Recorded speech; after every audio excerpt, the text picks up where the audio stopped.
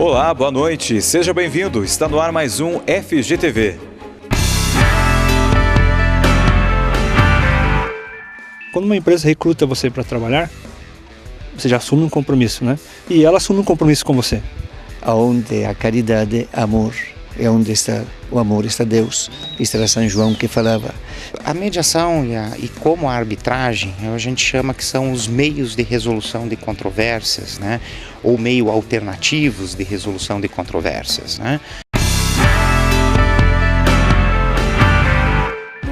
O ano letivo da Faculdade de Guarapuava está encerrando e agora é o período dos exames finais. Está todo mundo se preparando, faltou aquela nota e a gente está aqui na Faculdade de Guarapuava ainda para bater um papo com alguns professores sobre alguns assuntos importantes. No programa de hoje a gente começa conversando com o professor Renato sobre um assunto muito bacana a respeito da profissão, motivação, compromisso e resultado. Acompanhe.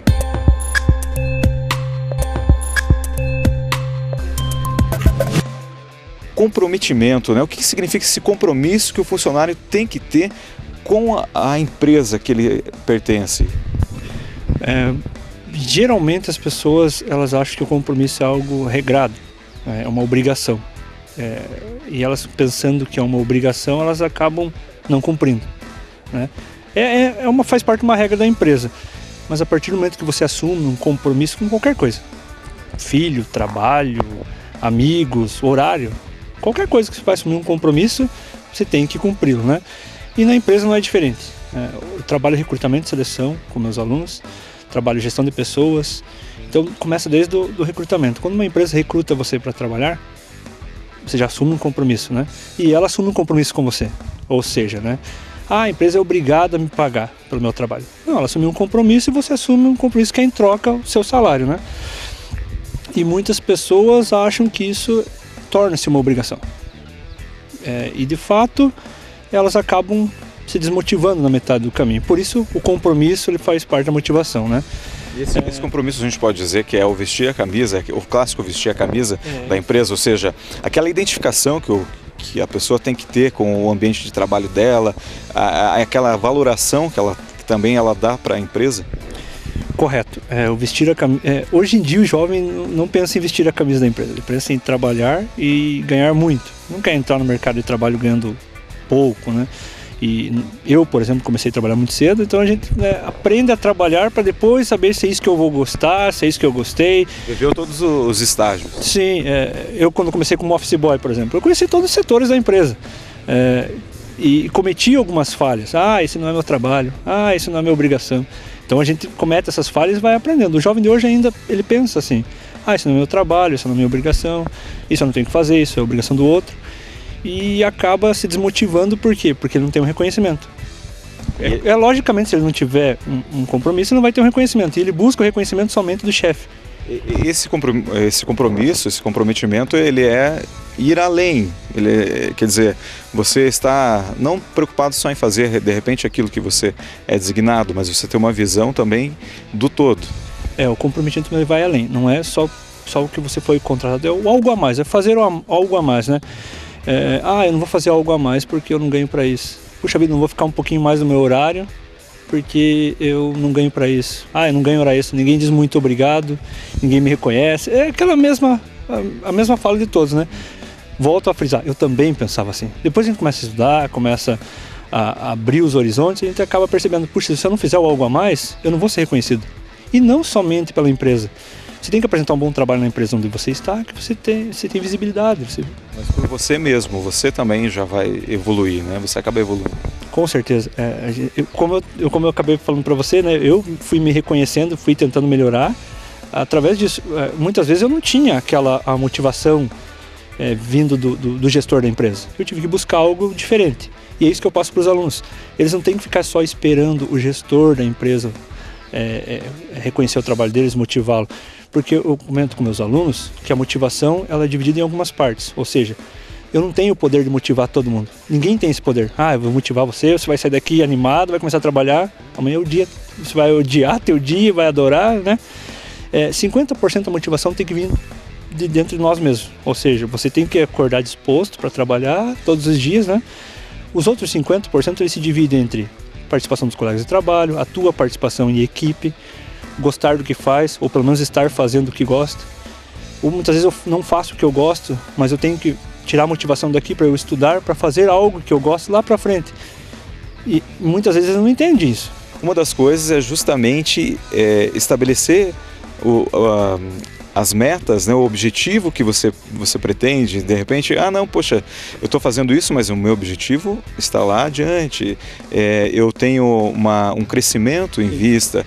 Quais são as minhas prioridades, né? Todo mundo faz um planejamento anual, né? Ou mensal, depende do tipo da pessoa. Isso entra na motivacional. Só que aí, quando ela se frustra que deu errado, ela desiste, ela para no primeiro obstáculo. E aí que os mais fortes prevalecem. E nas empresas, ou no comércio, na vida mesmo, o que mais se evolui, o que mais está preparado é o que melhor se adapta às mudanças. Ou seja, eu posso estar trabalhando no local, outra hora eu posso ser mandado embora, remanejado, e tem gente que desanima totalmente, ela não busca e ela não cria alternativas. Tem gente que para de estudar. Mas ninguém me contrata, a empresa só precisa de pessoas especializadas. Mas o que eu fiz por mim primeiro, né? Para depois eu garantir meu espaço. Se você for ver o mercado de trabalho, ele está meio escasso, né? Os tempos de crise. Mas se você procurar e se empenhar, você consegue se encaixar em algum local. Desenvolver várias habilidades, né? Aí é que a gente estava falando, se eu fizer só o meu, de repente eu me limito. Sim. Mas se eu faço algo a mais, eu aprendo coisas novas e talvez é justamente isso que vai me salvar, né? Numa eventual crise, num momento assim que eu necessite. Sim, hoje as organizações elas buscam pessoas compromissadas. Como que os gestores acreditam no compromisso das pessoas? Sendo verdadeiras, honestas, criam compromisso. Aí como que eu vou motivá-las? Dando um algo a mais. Não somente o salário, porque o salário hoje não é mais um fator motivacional. O reconhecimento é um deles, né? A valorização do empregado como pessoa, né? Como ser humano, não como uma máquina, dando um ambiente bom para se trabalhar. Isso motiva.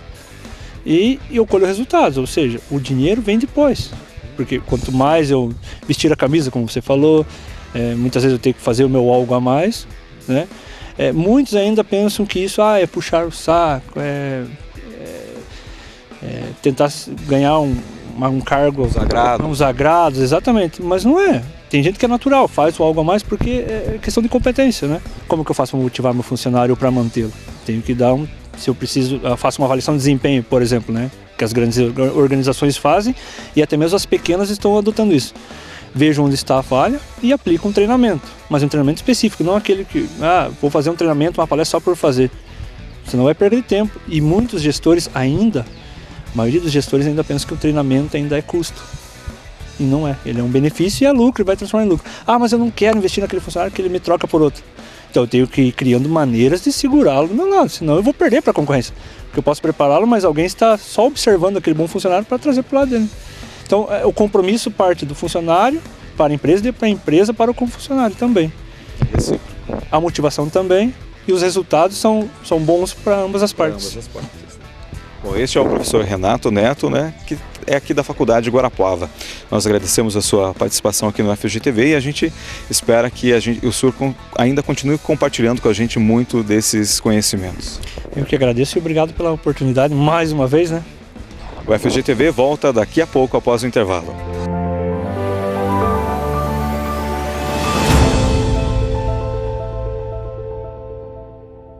Seu lugar é na Faculdade Guarapuava. Encontre sua carreira na força do agro com os cursos de agronomia e medicina veterinária. Trabalhe nas grandes corporações com a formação em direito, administração e ciências contábeis.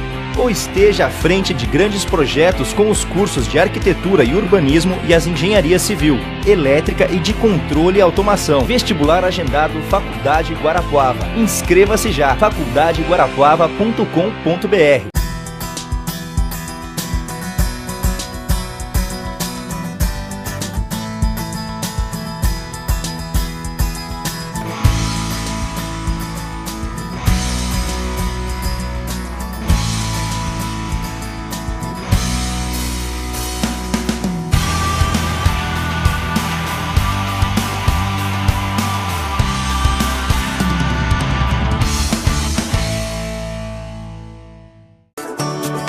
Tudo em material elétrico, residencial, comercial e industrial, Patoeste. 38 anos no ramo da eletricidade, 16 anos em Guarapuava, loja própria, ampla, moderna e agora climatizada para maior conforto. Compras acima de R$50 na Patoeste, você participa da promoção Natal Sonho Dourado e concorre a uma caminhonete, 7 carros, 7 motos e centenas de vale-compras. Patoeste, soluções em eletricidade. Patoeste. Grisalto Escapamentos é uma das melhores empresas especializadas em escapamentos para todos os modelos de carros nacionais e importados, com 1 ano de garantia. Conta com peças originais e esportivas de vários modelos, além de toda a linha completa de catalisadores, com instalações gratuita.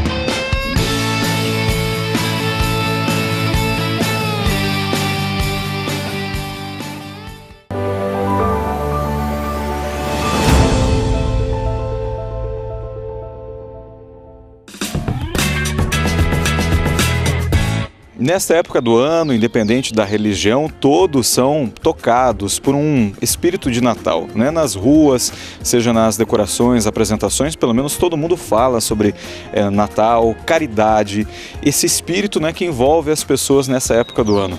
E eu vou conversar aqui com o professor Luigi para saber um pouco mais sobre alguns detalhes, uma perspectiva a respeito desse tema. Professor, a caridade, né, que é um fator fundamental na relação com o outro, ela faz parte desse espírito de Natal ou é algo que é uma vivência que deve ser sempre estar presente na vida da pessoa? É interessante o questionamento. Nós temos hoje, infelizmente, dividimos aquelas que são as atividades, mas também as teorias. Quando pensamos no Natal, não pensamos mais em uma festa cristã, em um princípio religioso, pensamos, infelizmente, em um momento de comércio. E a caridade entra como uma espécie de solidariedade momentânea, ligada tão somente a uma atividade de ajuda. Na verdade, a caridade deveria ser algo que nos acompanha o tempo todo. Não é à toa que uma das maiores expressões que a Igreja sempre, com referência ao Evangelho, prega é a caridade. Na verdade, a caridade o que é? Não é fazer esmola, não é dar algo. Esse é um momento de solidariedade, é um momento de partilha. A caridade é muito mais. Caridade significa amor. E o amor é doar-se. Só para nós entender, fora do âmbito cristão, nós temos 3 grandes concepções do amor. Uma das 3 é caridade. Tem o amor eros, o amor filia e o amor que é o amor da caridade, isto é, fazer-se próximo, ajudar quem necessita. Claro que, vivendo em um mundo extremamente consumista, capitalista, a caridade se torna uma espécie de boa ação a repartir ao longo do ano em determinados momentos. O dia da criança, o dia de Natal. Mas na verdade deveria ser uma atitude constante. O homem doando-se para o homem. Isto porque, se nós olharmos o ser humano como assim chamado alter ego, isto é, um reflexo de mim mesmo, o que eu quero que façam para mim, eu tenho que fazer para os outros. E a caridade não é só não fazer o mal, é promover no outro um sentimento de amor, de altruísmo. Então deveria ser algo que vai muito mais para lá do Natal e de festas tipicamente emotivas. E ela está envolvida também com uma questão de fazer esse bem ao outro, né? Não significa simplesmente sentir-se bem por fazer a ação. Eu acho que essa é uma questão que ela é bem crucial, né? De fato, nós hoje fazemos o bem para gratificação pessoal. Só para lembrar um pouco, por estar em clima de Natal, o Evangelho. Quando Jesus Cristo diz, se nós fizermos o bem aos que nos fazem bem, se nós fizermos o bem a quem pode retribuir, qual é o mérito? Já ganhamos a nossa recompensa. Na verdade, deveríamos ser gente de caridade com todas as pessoas, sabendo que o ser humano independe do gênero, independe da opção religiosa, independe das suas atitudes. É um ser dependente dos outros. Isso por quê? Porque ninguém consegue viver sozinho. Acho que o espírito da caridade está exatamente nisso. Fazer com que toda pessoa cresça. Ao crescer o outro, eu estou crescendo.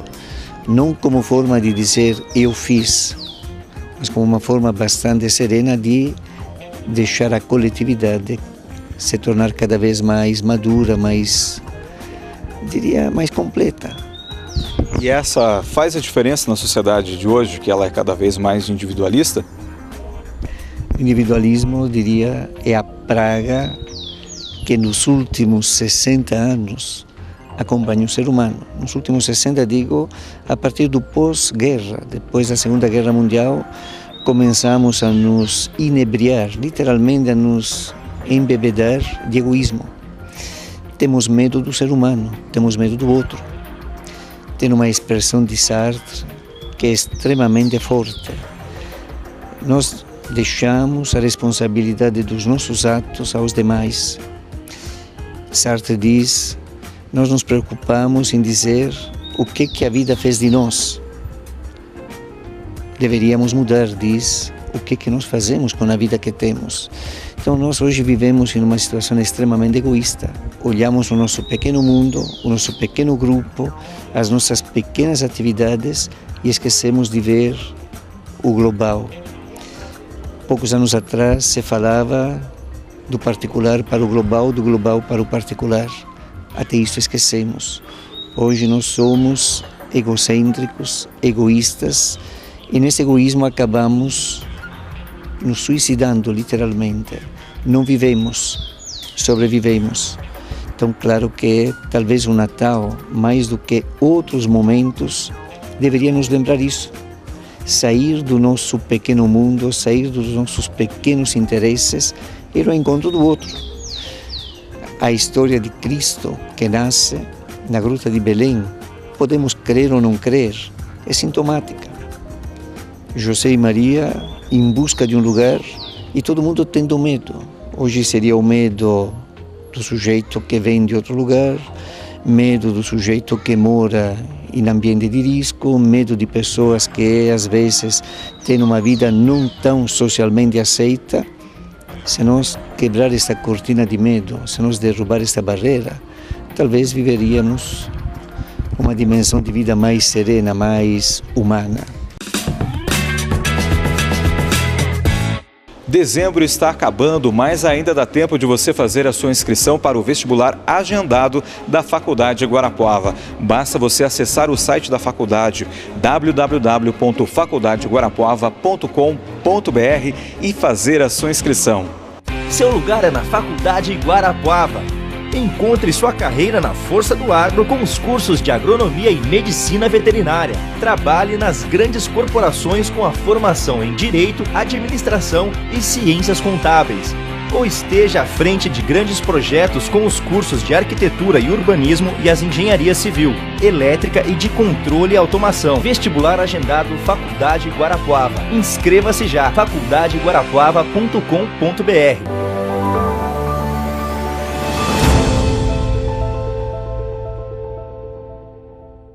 Grisalto Escapamentos é uma das melhores empresas especializadas em escapamentos para todos os modelos de carros nacionais e importados, com 1 ano de garantia. Conta com peças originais e esportivas de vários modelos, além de toda a linha completa de catalisadores, com instalações gratuita.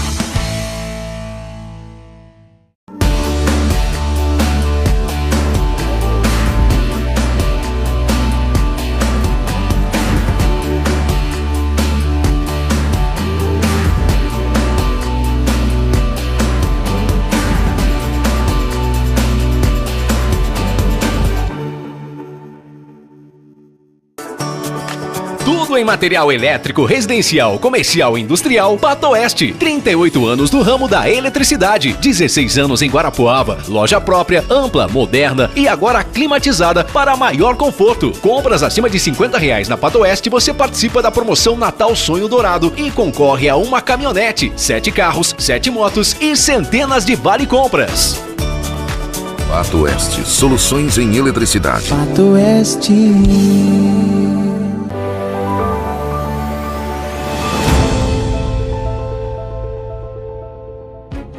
No Entendendo Direito de hoje, vamos falar sobre crimes hediondos. Acompanhe.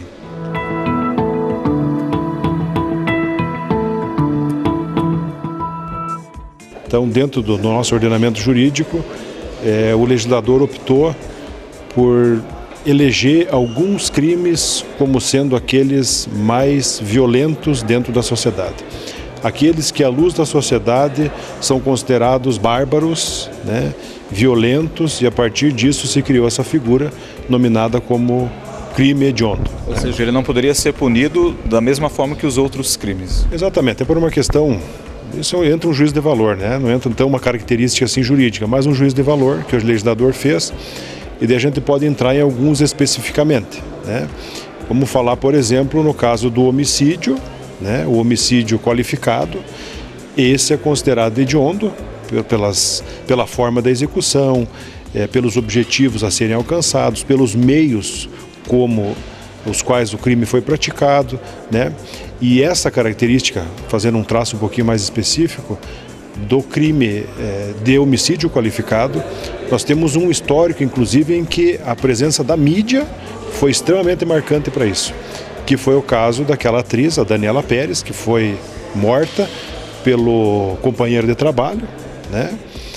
O Guilherme de Pádua, e a partir de toda aquela repercussão social, repercussão midiática que teve o caso, o legislador foi pressionado a ponto de converter o homicídio qualificado, que antes não era, como sendo crime hediondo. Então veja, é evidente que pela gravidade do crime, o legislador também fez aquela ampliação do quantum da pena, né? Além de fazer essa ampliação do quantum da pena, ele também criou algumas restrições com relação ao cumprimento da pena, ao regime, né, ao tempo do sujeito progredir de um regime mais grave para um regime menos grave, mais brando, né? Então todas essas peculiaridades despertam uma certa curiosidade na sociedade, porque é aquele tipo de crime que a gente chama que está fora da curva, né? Vamos falar alguns outros tipos penais também que são considerados hediondos. A extorsão mediante sequestro é considerado um crime hediondo, né? Nós temos lá também o estupro de vulnerável, né? Nós temos o estupro com resultado morte, nós temos o tráfico de drogas, né? Existe uma separação, é mais uma separação técnica daquele que é considerado hediondo e aquele que a gente chama tecnicamente do crime equiparado ao hediondo. Então, nós temos também o genocídio, o terrorismo, quer dizer, são todos aqueles crimes que a sociedade interpreta e valora como sendo bárbaro, né, cruel. A maioria desses tipos penais, desses crimes considerados ou equiparados a hediondo, eles são crimes em que se atinge diretamente ou indiretamente a pessoa, com exceção do crime de tráfico. O crime de tráfico de drogas é um crime que tem como pano de fundo a proteção da saúde pública, né? O legislador, quando criou essa figura penal, falou assim, olha, nós vamos combater a venda indiscriminada de drogas, né, de substâncias entorpecentes, e fazendo isso a gente vai estar protegendo a sociedade, a saúde pública, perdão. Se isso funciona ou não é uma outra conversa, né, para uma outra discussão. A questão é que, à exceção do tráfico, todos os demais, a busca é pela proteção da pessoa. Alguns, eu falei anteriormente, pelo viés indireto, é que nós temos, por exemplo, o crime de latrocínio. O crime de latrocínio é um crime realmente grave, porque além do roubo, nós temos a junção de duas figuras penais, é o roubo e do homicídio, né? E é hoje o crime que tem a maior pena dentro do ordenamento jurídico, é o crime de latrocínio, que a gente protege indiretamente a pessoa, vítima, né, do caso, e também o patrimônio da pessoa. Agora, há pouco tempo, né, a lei brasileira também considera como hediondo o crime, né, de assassinato de mulheres. Esse foi elevado à categoria de hediondo. Justamente por causa da fragilidade, da questão da proteção da mulher? Veja, essa é uma questão assim, eu costumo dizer sempre que me pergunto sobre essa questão, é que o feminicídio, eu sou bem sincero em falar, ele foi um golpe político, né? O projeto partiu da presidenta Dilma e tudo mais, né? Então veja, a mulher sempre teve proteção, né? Me parece que houve um certo exagero não precisava, né? A lei já previa, porque o homicídio fala, né, em matar alguém. E isso envolve, evidentemente, tanto o homem quanto a mulher. A mulher sempre teve a proteção. Mas por uma questão política, na minha perspectiva, a presidenta lançou o projeto de lei, ele passou, e hoje existe a previsão explícita, expressa, de que a violência, quando do âmbito doméstico, também é considerada hedionda. Ou seja, o apenamento também seria mais grave. Mas isso sempre teve previsão na lei. A mulher também sempre teve proteção da mesma forma. No dia a dia, pelo seu trabalho e também pelo que se acompanha das estatísticas, os crimes hediondos são exceção ou é algo já comum na nossa sociedade brasileira? Excelente a pergunta. Veja, por mais assim chocante que seja, eu tenho, né, no dia a dia a gente percebe, existe uma quantidade absurda no dia a dia forense de crimes hediondos, infelizmente. Desde latrocínio, o tráfico, né? Nessa região, o tráfico, o homicídio qualificado.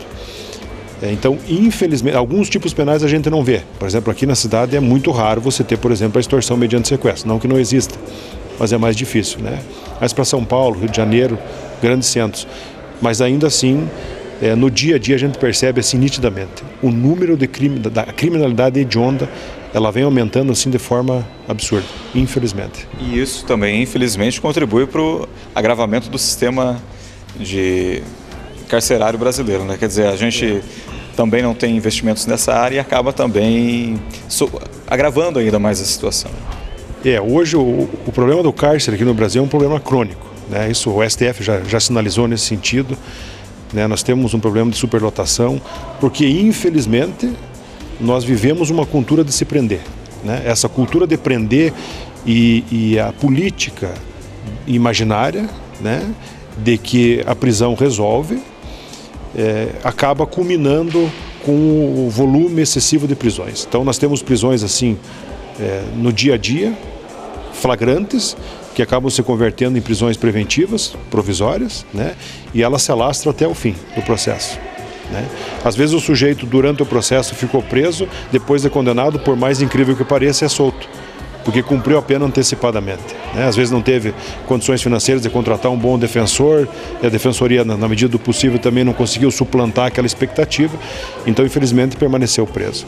Mas infelizmente, como desestímulo à prática, esse apenamento não está servindo. Não. Veja, não adianta você aumentar a dose de um remédio que não vem resolvendo, né? Ou seja, o que essas políticas de implementar cada vez mais a pena, elas não vêm surtindo efeito nenhum, né? Pelo contrário, o criminoso, e todo ser humano parte desse pressuposto, ele não projeta a consequência negativa para fazer qualquer coisa, né? O sujeito que entra a roubar o banco, por exemplo, ou entra para matar, enfim, para traficar, ele não pensa na prisão. Ou seja, ele não vai, antes de praticar o crime, folhear o Código Penal, nem a lei dos crimes hediondos para saber qual vai ser o tempo da prisão. Não vai fazer isso, né? Isso é um raciocínio medíocre, né? Reducionista. Então, a consequência de aumentar ou diminuir a pena, objetivamente, não faz diferença alguma.